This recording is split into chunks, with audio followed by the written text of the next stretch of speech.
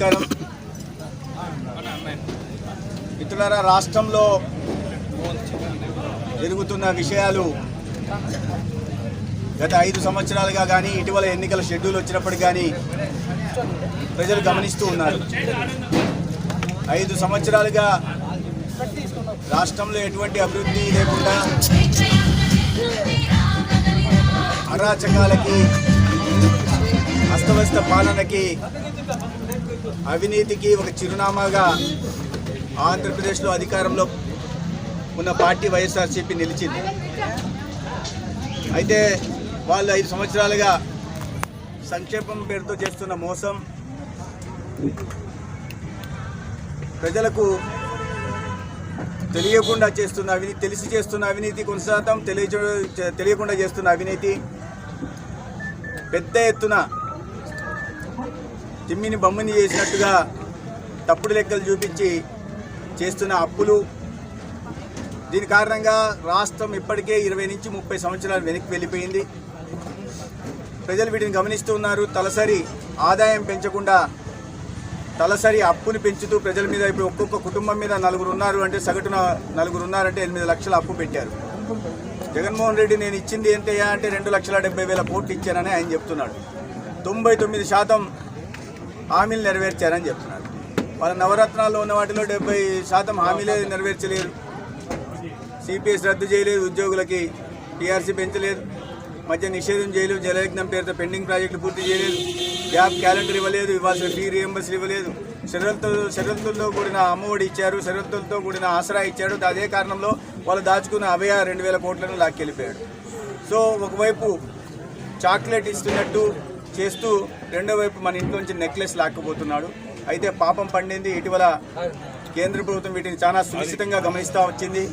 అందుకే ఇప్పుడు మరీ తొత్తులుగా మారిన అధికారులను ఇక్కడి నుంచి బదిలీ చేయడం, అధికార విధుల నుంచి తప్పించడం ఎలక్షన్ కమిషన్ చేస్తూ ఉంది. ఇప్పుడు పెద్ద పెద్ద తలకాయలు ఇప్పటికే కొన్ని రాలాయి, రాబోయే రోజుల్లో ఇంకా పెద్ద తలకాయలు రాలుతాయి. ఎందుకంటే ప్రజల ఆకాంక్షలు అదే విధంగా ఉన్నాయి. అధికార పార్టీకి తొత్తులుగా ఉంటున్న అధికారులని తప్పించాలని, ప్రజాస్వామ్యయుతంగా ఎన్నికలు జరిగేలా చూడాలని ప్రజలు కోరుకుంటున్నారు. అదే జరుగుతుంది కూడా. ఈ రాష్ట్రంలో ప్రభుత్వం మార్పు తథ్యం, అది జరుగుతుంది. ఇవాళ నేను నా ధర్మవరం నియోజకవర్గంలో నా ప్రచార కార్యక్రమాల్లో భాగంగా ముదిగుబ్బ మండలంలో నేను ప్రయాణం చేస్తున్నాను. ఇవాళ అనేక టీఎన్-పాళ్యం కానీ, గుడికిందపల్లి, ఇరికిరెడ్డిపల్లి, బసిరెడ్డిపల్లి, గొండగట్టుపల్లి, పైపేడు అనేక పంచాయతీల్లో, గ్రామాల్లో ఇవాళ తిరగడం జరిగింది. ఎక్కడ చూసినా ప్రధాన సమస్య నీటి ఎద్దడి, సాగునీటి కోసం కటకట. ఏ గ్రామానికి వెళ్ళినా వాళ్ళు ఏ సొంత పనులు అడగట్లేదు. ముసలి వాళ్ళు కూడా నా పెన్షన్ రావట్లేదయా అని అడగకుండా నీళ్లు చూడండి అయ్యా అంటున్నారు, రహదారి చూడమంటున్నారు.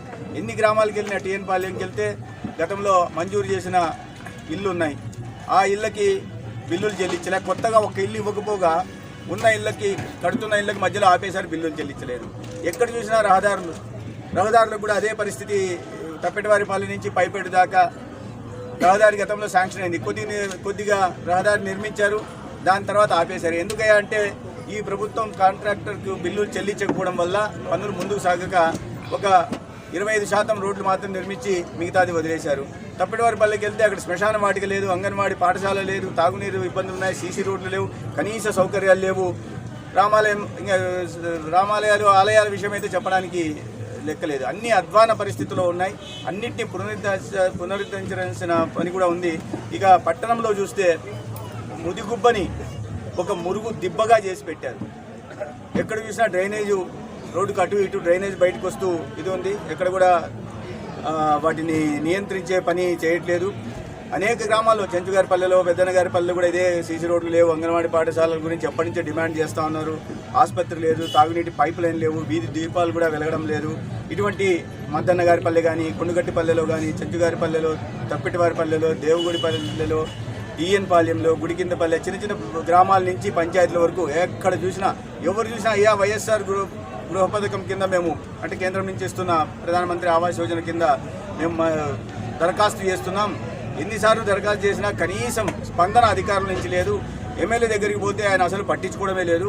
మా గ్రామాలకు వచ్చిందే లేదు 5 సంవత్సరాలుగా.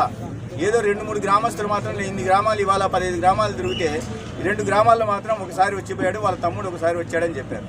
అంతేగాని మిగతా గ్రామాలంతా 5 సంవత్సరాల నుంచి ఒక్కసారి కూడా గ్రామాలకు ఎమ్మెల్యే వెళ్ళలేదంటే ఆ ఎమ్మెల్యేకి ప్రజల మీద, ప్రజల పడుతున్న కష్టాల మీద, వాళ్ళ సమస్యల పరిష్కారం మీద ఎంత చిత్తశుద్ధి ఉందో మనం అర్థం చేసుకోవచ్చు. గ్రామాలకు వెళ్తే గతంలో ఎన్నికలప్పుడు వెళ్ళి గ్రామాలకు వెళ్ళి ఇవన్నీ హామీలు ఇచ్చి వచ్చారు.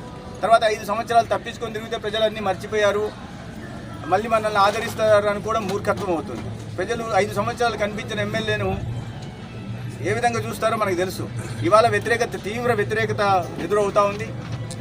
వాళ్ళు నిర్ణయించుకున్నారు ఈ చలనం లేని ప్రభుత్వాన్ని, చలనం లేని ప్రజా సమస్యల పట్ల చలనం లేని ఎమ్మెల్యేని త్వరగా ఇంటికి పంపాలని నిర్ణయించుకున్నారు. మేము ఇప్పుడు చెప్పిన సమస్యలు మేము ఏ ఊరికి వెళ్ళినా కూడా మంచినీటి అంటే ప్రతి ఇంటికి కుళాయి ద్వారా జలజీవన్ మిషన్ ద్వారా మంచినీళ్ళు మంజూరయ్యాయి. ప్రతి ఇంటికి నీటి కుళాయి ఏర్పాటు చేస్తాము. లేకుంటే బోర్లు వేసి ఆర్ఓ ప్లాంట్లు పెట్టైనా ఆలస్యం అయ్యేటట్టుంటే బోర్ వేసి ఆర్ఓ ప్లాంట్ అయినా మంచినీరు అందించే ప్రయత్నం చేశాం. గ్రామంలో ప్రతి సందుకి సీసీ రోడ్లు వేసే ప్రయత్నం, అదేవిధంగా ప్రధానమంత్రి సడక్ యోజన కింద, ఎందుకంటే ఈ పథకాలన్నిటి కూడా కేంద్ర ప్రభుత్వం నిధులు ఇస్తున్నాయి. వాళ్ళు అడుగుతున్న సీసీ రోడ్లకు కేంద్ర ప్రభుత్వం గ్రామీణ ఉపాధి పథకం కింద నిధులు ఇస్తుంది, వాటిని వేయట్లేదు. రహదారులకు ఊర్లను కలుపుతూ గ్రామీణ సడక్ యోజన కింద, ప్రధానమంత్రి గ్రామీణ సడక్ యోజన కింద నిధులు ఇస్తుంది. వీళ్ళు ప్రతిపాదనలే పంపట్లేదు. కాబట్టి ప్రతి దీనికి తెప్పిస్తాం. అదే పేదలకు ఇల్లు ప్రధానమంత్రి ఆవాస్ యోజన కింద మొత్తం ఈ రాష్ట్రంలో పట్టణ ప్రాంతాల్లో 90,000 కోట్ల పెట్టుబడితో ఇల్లు ఇస్తున్నారు. వీళ్ళు గ్రామీణ ప్రాంతం ఇల్లు ప్రతిపాదన పంపలేదు. వచ్చిన ఇల్లు మంజూరైన ఇళ్లను ఎవరికి లబ్ధిదారులకు ఇవ్వడం లేదు, పూర్తి చేయడం లేదు, దరఖాస్తుదారులకు ఇల్లు మంజూరు చేయడం లేదు. ఈ పరిస్థితులను చక్కదిద్దుతాం. సమస్యలు ఏవైతే ఉన్నాయో, ఇళ్ళ సమస్య కావచ్చు, లేదా రహదారి సమస్య కావచ్చు, లేదా అంతర్గత రోడ్ల విషయంలో కావచ్చు, లేదా